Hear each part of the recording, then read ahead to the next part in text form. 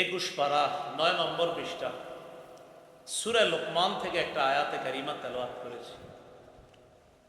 আল্লাহ পাক রব্বুল আলামিন বলেন, আল্লাহুল্লাযী খালাকাকুম মিন দু'ফিন। আল্লাহ ওই সত্তা যিনি তোমাদেরকে সৃষ্টি করেছেন দুর্বল অবস্থা থেকে।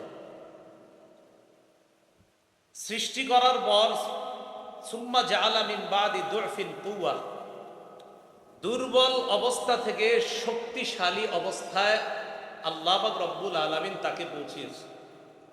আল্লাহ তোমাদেরকে সৃষ্টি করেছেন দুর্বল অবস্থা থেকে, দুর্বল অবস্থা থেকে আবার শক্তি দান করেছেন। সুম্মা জাআলা মিন বাদি কুওয়াতিন দু'ফাও ওয়া শাইবা, শক্তিশালী অবস্থা থেকে আবার আল্লাহ তোমাদেরকে দুর্বল অবস্থায় নিয়ে যায়, দুর্বল অবস্থা থেকে আবার বৃদ্ধ অবস্থাতে আল্লাহ পাক রব্বুল আলামিন নিয়ে যান।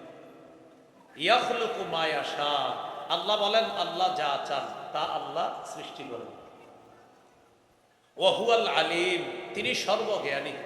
কাদির, তিনি সর্বময় ক্ষমতার অধিকারী।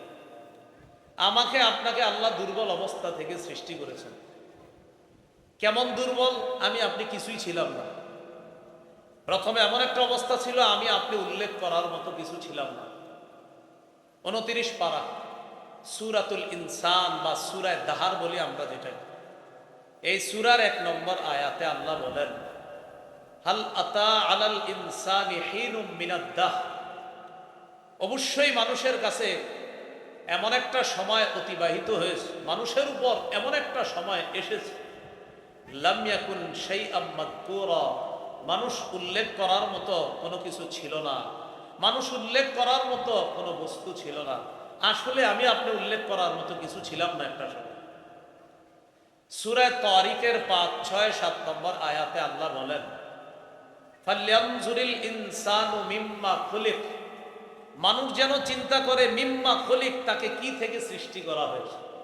খুলিকা মিম্মা ইন দাফিক, তাকে সৃষ্টি করা হয়েছে সবেগে নির্গত, সবেগে স্খলিত পানি থেকে সৃষ্টি করা হয়েছে।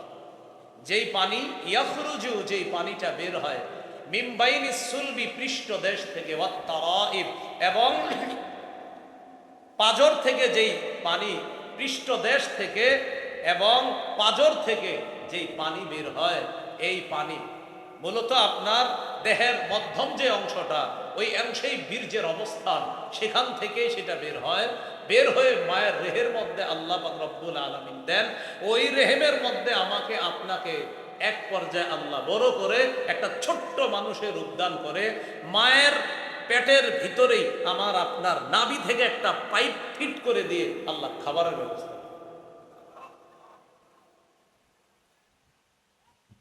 আল্লাহ পাক রব্বুল আলামিন সূরা হজের 5 নম্বর আয়াতে বলেন, ইয়া আইয়ুহান নাসু ইন কুনতুম ফি রাইবিম মিনাল বা'স, হে মানুষ, তোমরা যদি পুনরুত্থানের ব্যাপারে সন্দিহান হও, ফাইন্না খালাকনাকুম মিন তুরাব, মনে রেখো আমি তোমাদেরকে সৃষ্টি করেছি মাটি থেকে, সুম্মা মিন নুতফা, এরপর শুক্র বিন্দু থেকে।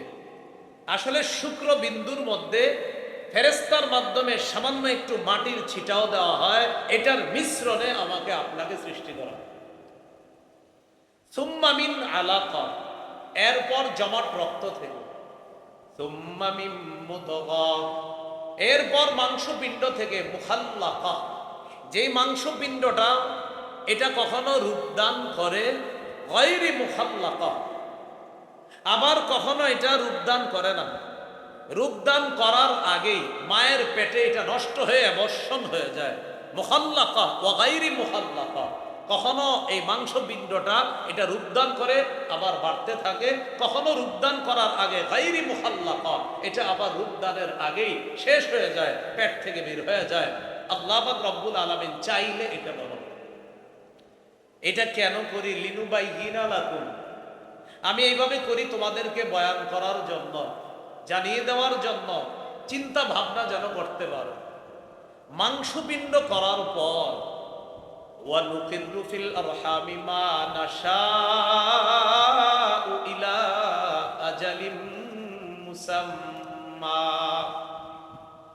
এরপর আমি আল্লাহ যতদিন চাই নুকিররু ফিল আরহাম, মায়ের রেহেমের মধ্যে রেখে দেই। আমরা 10 মাস 10 দিন বলি, 10 মাস 10 দিনের বেশিও আল্লাহ রাখে। 11 মাস, 12 মাস, 13, 14 মাসও সন্তান পেটে ছিল, এরকম হিস্ট্রি তো আমি জানি। কত মাস? 14, হ্যাঁ। 9 মাসও হয়, 7 মাসে হয়। তা আল্লাহ বলেন আমি যতদিন ইচ্ছা, আমি যেই পরিমাণ ইচ্ছা মায়ের রেহেমের মধ্যে রেখে দিই।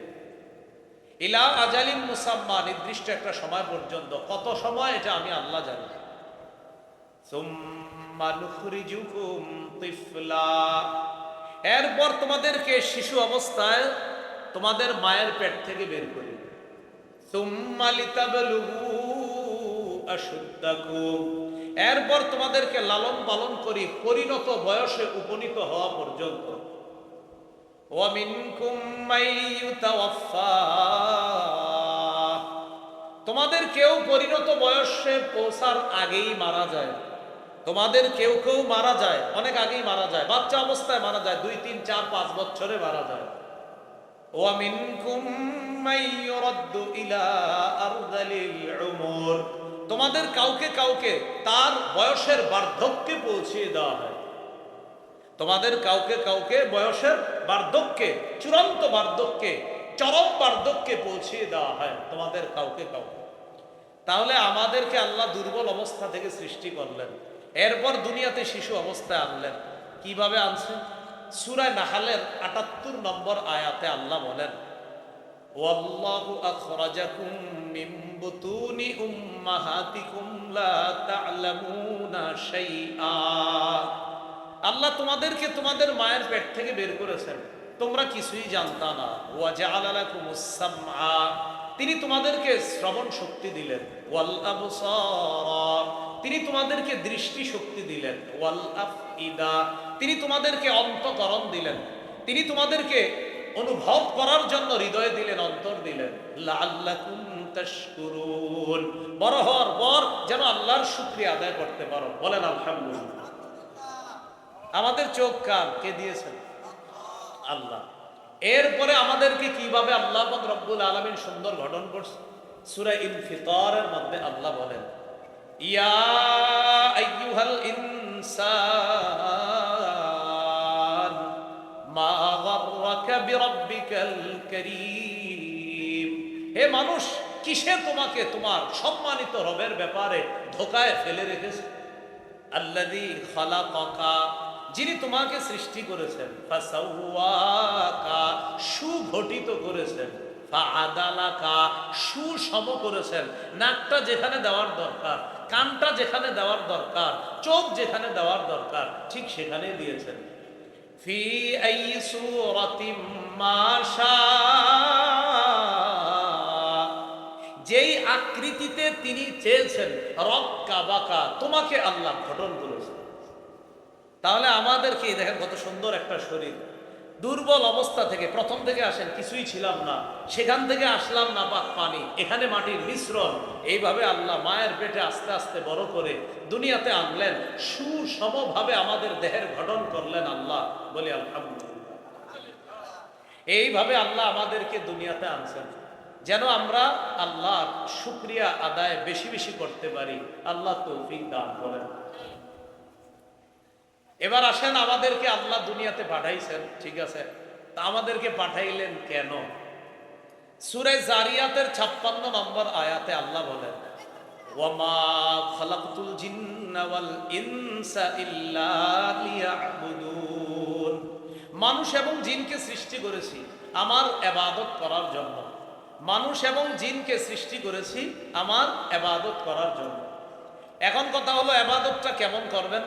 সূরা মুলকের 2 নম্বর আয়াতে আল্লাহ বলেন, আল্লাযী খালাকাল মাউতা ওয়াল হায়াতা লিয়াবলুয়াকুম আইয়ুকুম আহসানু আমালা, যিনি মৃত্যু জীবন সৃষ্টি করেছেন তোমাদেরকে পরীক্ষা করার জন্য। আইয়ুকুম আহসানু আমালা, তোমাদের মধ্যে কে অধিক উত্তম আমল করে, এই পরীক্ষা করার জন্য আল্লাহ জীবন মৃত্যু সৃষ্টি করেছেন। উত্তম আমলকারীর কি লাভ? সূরা কাহফের 30 নম্বর আয়াতে আল্লাহ বলেন, ইন্নাল্লাযীনা আমানু ওয়া আমিলুস সালিহাত ইন্না লা নুযীউ আজরা মান আহসানা আমালা। যে ব্যক্তি ঈমান আনে এবং নেক কাজ করে, আমি আল্লাহ ওয়াদা করলাম লা নুযীউ আজরা মান আহসানা আমালা, যে উত্তম আমল করে আমি আল্লাহ তার প্রতিদান নষ্ট করব না বলে আমি আল্লাহ ওয়াদা করলাম। যে ব্যক্তি উত্তম আমল করে তার প্রতিদান আল্লাহ নষ্ট করবে না। তাহলে আমাদেরকে বানাইছে ইবাদতের জন্য। কেমন ইবাদত? উত্তম ইবাদত। উত্তম ইবাদতের লাভ কি? এই ইবাদত আল্লাহ নষ্ট করবে না। প্রশ্ন হলো ইবাদতটা কতদিন করবেন? 14 পারা 6 নম্বর পৃষ্ঠা সূরা হিজরের 99 নম্বর আয়াত, একদম শেষ আয়াতে আল্লাহ বলেন ওয়া'বুদ রাব্বাকা হাত্তা ইয়াতিয়াকাল ইয়াকিন। মরণ আসা পর্যন্ত তুমি তোমার রবের ইবাদত করো। বলেন কি আশা? সবাই বলেন কি আসা পর্যন্ত? এইটা বলার জন্য লম্বা ভূমিকা টানলাম। কি আসা পর্যন্ত ইবাদত? মরণ। তাহলে মরণ আসা পর্যন্ত ইবাদতের সময়। মরণ আসলে আর কিন্তু ইবাদত করতে পারবেন না। এখন কথা হলো মরণ আসবে কবে? সূরা লুকমানের 34 নম্বর আয়াতে আল্লাহ বলেন 5টি বিষয় আল্লাহ ছাড়া কেউ জানে না। ইন্নাল্লাহা ইনদাহু ইলমুস সাআহ, 1 নাম্বার কিয়ামতের জ্ঞান, এটা আল্লাহর কাছে আছে। ওয়া ইউনাজ্জিলুল গায়স, বৃষ্টি আল্লাহ নাজিল করেন। বৃষ্টি কখন কি পরিমাণ হবে এটা আল্লাহ জানেন। 3 নাম্বার ওয়া ইয়ালামু মা ফিল আরহাম, মায়ের পেটে রেহেমের সন্তান ছেলে না মেয়ে, তার ভাগ্য কি হবে, সে বড় হলে কি হবে, সুন্দর হবে না কালো হবে, কতদিন বাঁচবে, কবে মরবে, সব জানেন কে? আলট্রাসোনোগ্রামে যেটা ধরা পড়ে এটা কিন্তু রূপ আসার পরে, রূপ আসার আগে না। রূপ আসার আগে এটা ছেলে হবে না মেয়ে হবে এটা একমাত্র কে জানেন? আল্লাহ। এ গেল 3 নাম্বার। 4 ওয়ামা তাদরি নাফসুম মাযা তাকসিবু গাদা, কোন মানুষ জানে না সে আগামীকাল কি উপার্জন করবে। 5 ওয়ামা তাদরি নাফসুম বিআইয়ি আরদিন তামুত, কোন মানুষ জানে না কোথায় সে মৃত্যুবরণ করবে। তাহলে মৃত্যু কবে হবে এটা মানুষ জানে না, এটা জানে কে? আল্লাহ। বলেন মৃত্যু হবে এটা কেউ জানে না, কে জানে? আল্লাহ।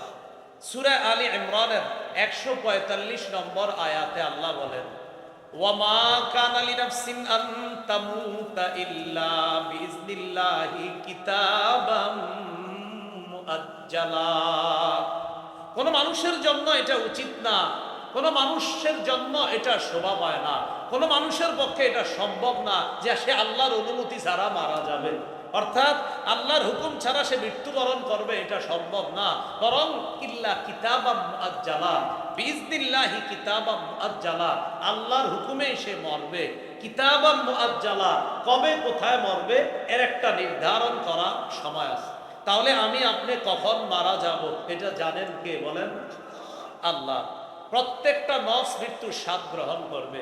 সূরা আনকাবুতের 57 নম্বর আয়াতে আল্লাহ বলেন কুল্লু নাফসিন যায়িকাতুল মাউত, প্রত্যেকটা নফস মৃত্যুর স্বাদ গ্রহণ করবে। সূরা নিসার 78 নম্বর আয়াতে আল্লাহ বলেন আইনামা তাকুনু ইউদরিকুমুল মাউত, তোমরা যেখানে থাকো মৃত্যু তোমাদেরকে পাকড়াও করবে, এতে কোনো সন্দেহ নাই। সূরা আহজাবের 16 নম্বর আয়াতে আল্লাহ বলেন قل لن ينفعكم الفرار إن فررتم من الموت أو القتل, নবী আপনি বলেন মৃত্যু থেকে এবং হত্যা থেকে যতই পালিয়ে বেড়াও এই পালানো তোমাদের কোনো কাজে আসবে না। মৃত্যু থেকে যতই পালিয়ে বেড়াও এই পালিয়ে বেড়ানো তোমাদের কোনো কাজে আসবে না। মৃত্যু তোমাকে পাকড়াও করবে, এতে কোনো সন্দেহ নাই। সূরা আরাফের 34 নম্বর আয়াতে আল্লাহ বলেন ওয়ালিকুল্লি উম্মাতিন আজাল ইযা জাআ আজালুহুম ফালা ইস্তাখিরুনা সাআ ওয়ালা ইস্তাকদিমুন, প্রত্যেকটা মানুষের মৃত্যুর সময় নির্ধারণ করা। যখন তার মৃত্যু এসে যাবে আগেও হবে না পরেও হবে না, ওই সময় মৃত্যুবরণ করবে যখন তার মৃত্যুর সময় নির্ধারণ করা। সূরা ইউনূসের 49 নম্বর আয়াতে আছে লিকুল্লি উম্মাতিন আজাল, আরফের 34-এ আছে ওয়ালিকুল্লি উম্মাতিন আজাল, আর ইউনুসের 49 নম্বর আয়াতে আছে লিকুল্লি উম্মাতিন আজাল, প্রত্যেকটা মানুষের মৃত্যুর সময় নির্ধারণ করা। বিশ্বাস করেন আমার আপনার আমাদের সবাই মৃত্যুর সময় নির্ধারণ করা। হযরত মাওলানা মুফতি মুফিজুল ইসলাম রহমতুল্লাহি আলাই চলে গেলেন, অথচ ওনার উস্তাদ বয়ান করছে। ওনার উস্তাদ বয়ান করছে না, তো উস্তাদের আগে ছাত্র বিদায় নিছে। হ্যাঁ, এই জন্য ছাত্র আগে মরবে না উস্তাদ আগে মরবে, বাবা আগে মরবে না সন্তান আগে মরবে, এটা জানে কে? আল্লাহ। কত বাবা সন্তানের লাশ কাঁধে নিয়েছে, কত বাবা এটা নিয়েছে, এটা বাবার জন্য কষ্ট, অনেক কষ্ট, আসলে কষ্ট। কিন্তু সন্তান ও বাবার লাশ নেওয়া এটাও অনেক কষ্ট। আল্লাহ সব বাবা যারা কবরে আছে সেই বাবাদের কবরগুলো আল্লাহ জান্নাতের বাগান বানায়। বলছিলাম প্রত্যেকের মৃত্যুর সময় নির্ধারণ করা, আগেও হবে না পরেও হবে না, ওই সময় মৃত্যুবরণ করতে হবে। সূরা জুমুয়ার 8 নম্বর আয়াতে আল্লাহ বলেন, কুল ইন্নাল মাউতাল্লাযী তাফিররুনা মিনহু ফাইন্নাহু মুলাকীকুম। নবী আপনি বলেন যে মৃত্যু থেকে তোমরা পালিয়ে বেড়াও। ইন্নাল মাউতাল্লাযী তাফিররুনা মিনহু, নিশ্চয়ই যে মৃত্যু থেকে তোমরা পালিয়ে বেড়াও, ফাইন্নাহু মুলাকীকুম, এই মৃত্যু তোমাদের সাথে সাক্ষাৎ করবে। যেই মৃত্যু থেকে তোমরা পালিয়ে বেড়াও এই মৃত্যু তোমাদের সাথে সাক্ষাৎ করবে। আমি আপনাদেরকে শুধু এই কথাটা জানানোর জন্য আসছি, একজন মানুষের মৃত্যুকে কেন্দ্র করে এখানে উপস্থিত হলাম, তার মৃত্যুকে কেন্দ্র করে তার জন্য দোয়া করব, আল্লাহ যেন তাকে জান্নাতবাসী বানান, এই দোয়া তো করব। তো আমার আপনার প্রত্যেকের একটা শিক্ষা যে একজনের মৃত্যুর স্মরণে এখানে উপস্থিত হলাম, আগামীকাল আমার আপনার মৃত্যুর স্মরণে যে অন্য উপস্থিত হবে না, এটার কি নিশ্চয়? আগামীকাল আমি আপনার সাবেক হয়ে যাব, পরের দিন আমার আপনার ব্যাপারে বলা হবে উত্তর পাড়ার আব্দুর রহিম 3 দিন আগেও এখানে চা খেয়েছে আজকে নাই, এরকম বলা হবে। আল্লাহর কসম বলা হবে, আমার ব্যাপারে আপনার সবার ব্যাপারে বলা হবে সে গতকাল ছিল আজ নাই। এটাই সত্য কথা, এটা একদম সত্য কথা। জিবরিল আমিন নবীজির কাছে আসছে, মুস্তাদরাকে হাকিমের বর্ণনা, সহিহ সনদে বর্ণনা, সাহাল ইবনে সাদ রাদিয়াল্লাহু তাআলা আনহুর বর্ণনা, জাআ জিবরিল ইলা নবী সাল্লাল্লাহু আলাইহি ওয়াসাল্লাম فقال يا محمد عش ما شئت انك ميت। জিবরিল আমিন আল্লাহ নবীর কাছে আয়েশা কয়, ও মুহাম্মদ সাল্লাল্লাহু আলাইহি সাল্লাম, যতদিন মন চায় বসবাস করেন, তবে মনে রাখেন মরবেন, আপনি মারা যাবেন। আপনার যতদিন মন চায় বসবাস করেন, কিন্তু এই যতদিন মন চায় মানে কি জানেননি? মৃত্যু পর্যন্ত। আপনি কিন্তু মারা যাবেন। ইন্নাকা মাইয়িতুন, নিশ্চয় আপনি মৃত্যুবরণ করবেন। এরপরে বলতেছে ওয়া আহবিব মান আহবাবতা ফাইন্নাকা মুফারিকুহু, যাকে মন চায় বন্ধু বানান, তবে বন্ধুকে ছেড়ে যেতে হবে। যাকে মন চায় বন্ধু বানান, ফাইন্নাকা মুফারিকুহু, বন্ধুকে একদিন ছেড়ে যেতে হবে। ওয়া আমাল মা শিতা, যা মন চায় আমল করেন, কাজ করেন। কথাটা কিন্তু নবীরে বলতেছে, আসলে আমাদের সবাইরই বলতেছে। আপনি যা মন চায় আমল করেন, তবে মনে রাখবেন ফাইন্নাকা মাজজিয়ুন বিহি, আপনার এই আমলের প্রতিদান দেওয়া হবে। আমার আপনার আমাদের আমলের কিন্তু প্রতিদান দেওয়া হবে। এই জন্য আমল করা। আল্লাহ পাক রব্বুল আলামিন 23 পারা 6 পৃষ্ঠা সূরা জুমারের 30 নম্বর আয়াতে বলছেন, ইন্নাকা মাইয়িতুন ওয়া ইন্নাকুম মাইয়িতুন। হে নবী মুহাম্মদ সাল্লাল্লাহু আলাইহি সাল্লাম, নিশ্চয় আপনি মৃত্যুবরণ করবেন আর তারাও মৃত্যুবরণ করবে। মৃত্যুর স্বাদ সকলকে গ্রহণ করতে হবে, এতে কোনো সন্দেহ নাই। সূরা মুনাফিকুনের 11 নম্বর আয়াতে আল্লাহ বলেন, ওয়ালা ইউআখিরাল্লাহু নাফসান ইযা জাআ আজালুহা, যখন মৃত্যু এসে যাবে, যখন মৃত্যু এসে যাবে তখন কাউকে আর সামান্য সুযোগ দেওয়া হবে না। লা ইউআখিরাল্লাহু নাফসান ইযা জাআ আজালুহা, আল্লাহ কিছুতেই সুযোগ দিবেন না যখন মৃত্যু এসে যাবে। তো মৃত্যুর স্বাদ আমাকে আপনাকে আমাদের সকলকে গ্রহণ করতে হবে, এতে কোনো সন্দেহ নাই। তাহলে আমাদেরকে কেন আল্লাহ সৃষ্টি করছেন? ইবাদত করার জন্য। কেমন ইবাদত? উত্তম ইবাদত। ইবাদত কতদিন? মৃত্যু পর্যন্ত। মৃত্যুর স্বাদ গ্রহণ করতে হবে, হ্যাঁ সবাইকে গ্রহণ করতে হবে। মুহাম্মদ সাল্লাল্লাহু আলাইহি সাল্লামকে জিবরিল আমিন বলতেছে, আপনি যতদিন মন চায় বাঁচেন, তবে এই যতদিন মানি মৃত্যু পর্যন্ত আপনি মৃত্যুবরণ করবেন। যাকে মন চায় বন্ধু বানান, ফাইন্নাকা মুফারিকুহু, বন্ধুকে একদিন ছেড়ে যেতে হবে আপনার। ইআমাল মা শিতা, আপনার যা মন চায় আমল করেন, এটা আমাকে আপনাকে বোঝানোর উদ্দেশ্য। যা করি না কেন, ফাইন্নাকা মাগজিয়ুন বিহি, এর প্রতিদানও কিন্তু দেওয়া হবে। এই জন্য আমার আপনার প্রত্যেকের এই চিন্তা করা উচিত। তো এখন এই আমি আপনি আসলাম, দুর্বল অবস্থা থেকে বানাইলেন, আস্তে আস্তে বড় করলেন, কেন? ইবাদত করার জন্য। কতদিন? মৃত্যু পর্যন্ত। এখন মৃত্যুটা কেমন হবে আল্লাহ বলে দিয়েছেন, ইয়া আইয়ুহাল্লাযীনা আমানুত্তাকুল্লাহ হাক্কা তুকাতিহি ওয়া লা তামুতুন্না ইল্লা ওয়া আনতুম মুসলিমুন। হে ইমানদারগণ, আল্লাহকে ভয় করো, যথাযথ ভয় করো, মুসলমান না হয়ে মরবা না।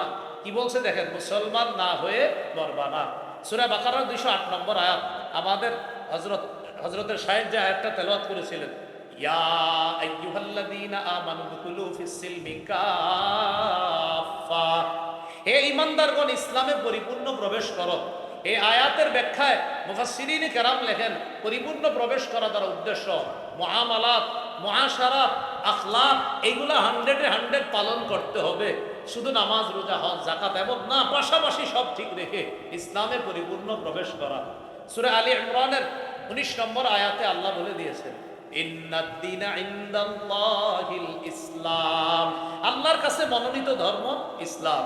সূরা আলী ইমরানের 85 নম্বর আয়াতে আল্লাহ বলেন, وَمَن يَبْتَغِ غَيْرَ الْإِسْلَامِ دِينًا فَلَن يُقْبَلَ مِنْهُ, যে ব্যক্তি ইসলাম ছাড়া অন্য কোনো কিছুকে দিন হিসাবে গ্রহণ করবে, এটা কিছুতেই তার থেকে গ্রহণ করা হবে না। সূরা মাইদার 3 নম্বর আয়াতে আল্লাহ বলে দিয়েছেন, আল-ইয়াউমা আকমালতু লাকুম দীনাকুম, আমি আজ তোমাদের জন্য দিনকে পূর্ণাঙ্গ করে দিলাম, ইসলাম দিনকে পূর্ণাঙ্গ করে দিলাম।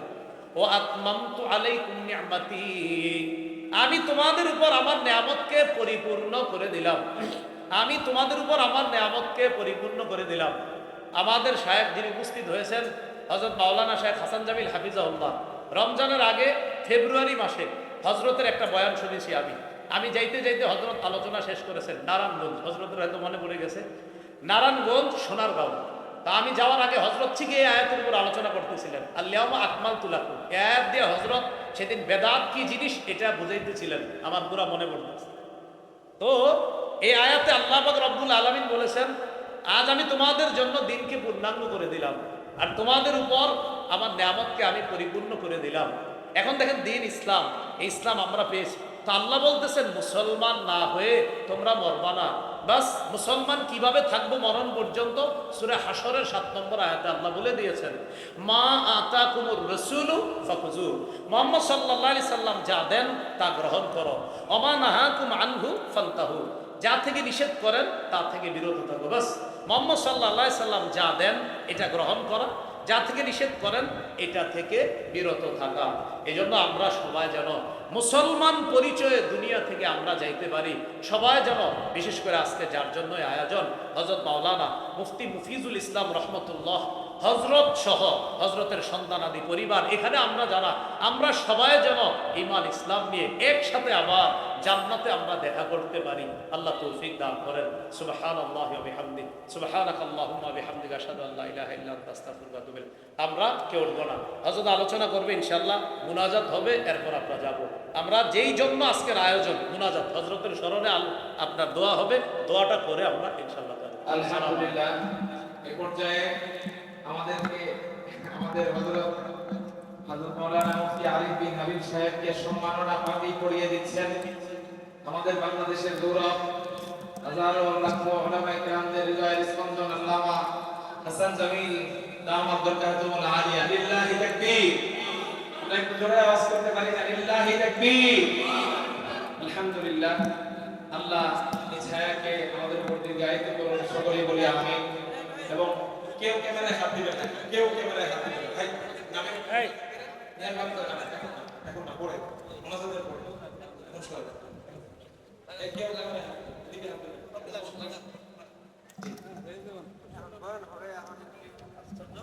জি